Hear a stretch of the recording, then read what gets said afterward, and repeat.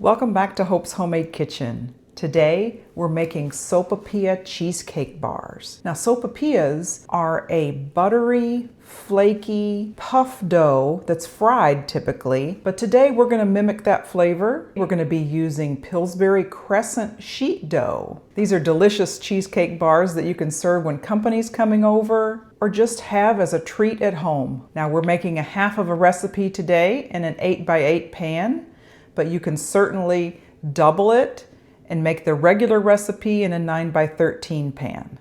Let's get started and I'll show you the ingredients. The ingredients for the Sopapilla Cheesecake Bars are 1 can of Pillsbury Crescent dough, it's the dough sheet, cinnamon, sugar, 8 ounces of cream cheese, vanilla, 4 ounces or a half a stick of butter, and we're using an 8x8 pan and we'll be spraying it with Pam. You can also finish it with honey, which is optional at the end. Okay, I've started by preheating my oven to 350 degrees. I'm gonna spray an 8x8 inch baking dish. You can also use 9x9. I'm gonna spray it with cooking spray. Then we'll prepare our filling. So this is a very easy filling. We just need 8 ounces of cream cheese. And we're gonna mix in some sugar and vanilla. There's no egg in this recipe, which makes it even easier. So I have 8 ounces of cream cheese, a half a cup of sugar, and a half a teaspoon of vanilla.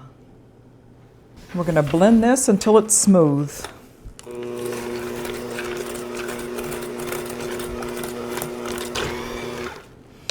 Now at this point, optionally, you can add a little bit of lemon juice if you like that flavor in your cheesecake. I'm going to skip the lemon juice today, but you can certainly add it for a little flavor kick of the lemon.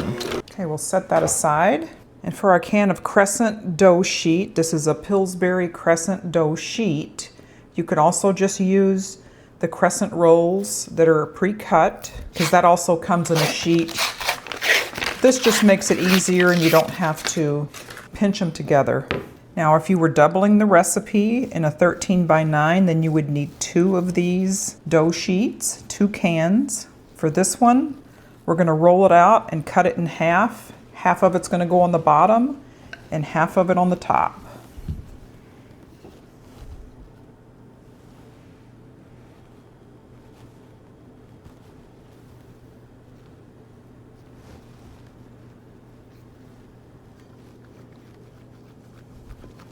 Okay, you'll just want to kind of work the dough until it's flat on the bottom. It's pretty easy to do. I'm just pinching on the bottom where there's a little hole, and then I'm having the dough come up just a little bit on the sides. If you have a thicker part, you can certainly just pinch that off and fill your holes. That's what's so nice about crescent roll dough. It's very easy to work with. All right, now we're going to take our filling. We're just going to spread it on top.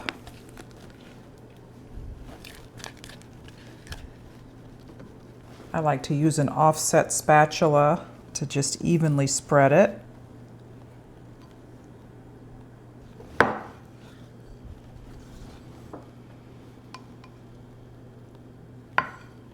This is such an incredibly easy dessert. I don't know why I don't make it more often.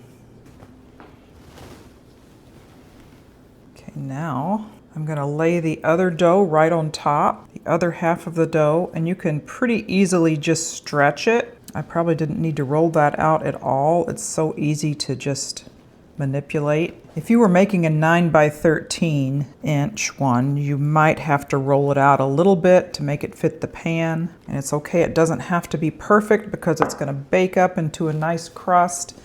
Now the next thing we need to do, we need to melt 4 ounces of butter, or just a half a stick of butter. We're going to pour it right on top and sprinkle cinnamon and sugar. You can do this in the microwave as well if you want. I'm just going to quickly melt a half a stick in a little pan. Okay, that's already done. That was very quick. So I'm going to pour that half a stick of melted butter right over the top.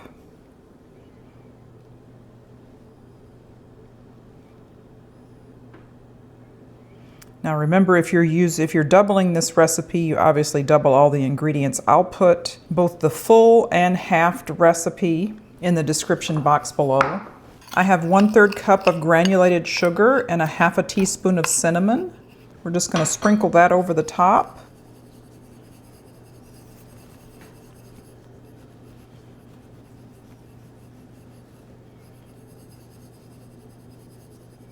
This just makes a really nice crunchy topping. And that, along with the gooey cream cheese filling and the flaky crescent roll, makes for a wonderful dessert. Okay, we're going to put that in a 350-degree oven, and we will start out at 20 minutes. The 13x9 calls for 30 minutes in a 350-degree oven, so I'm going to do 20 minutes and see how it is. We may need to use the full 30 minutes. I'm just not sure yet. Okay, this is coming out of the oven now. It was in for 35 minutes. I was thinking originally it needed less time than, say, a 13x9-inch pan, but it really needs the same amount of time. I'm going to let it cool off a little bit, and we will cut into it. Okay, we've let this cool for a few minutes, and it looks amazing. I can see a nice hardened crust of cinnamon and sugar and butter right on top. If you can hear that, it's going to be delicious. So let's cut into this. Look at that. Nice and brown on the bottom. A perfect little serving.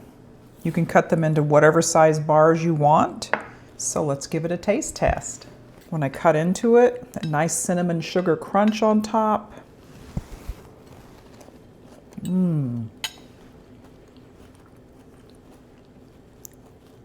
This is delicious. Now, as an option, you can also serve it with a little honey on top. Just drizzle a little honey. And that's the way sopapillas are usually served, with a puffy fried dough. It can either be cinnamon and sugar on top, or you can put a little bit of honey. It just really makes it taste like that wonderful dessert. This is about the easiest dessert you can make. So delicious with that creamy, cheesy filling. Tastes just like cheesecake. That crescent crust, nice and brown and buttery. The butter, sugar, cinnamon on top provides a nice little crunch. This is perfect. Perfect for dessert with coffee anytime. Thank you so much for joining me today on Hope's Homemade Kitchen as we made Sopapilla Cheesecake Bars. If you haven't done so already, please consider subscribing to my channel and hit the bell for more videos to come out. We'll see you next time.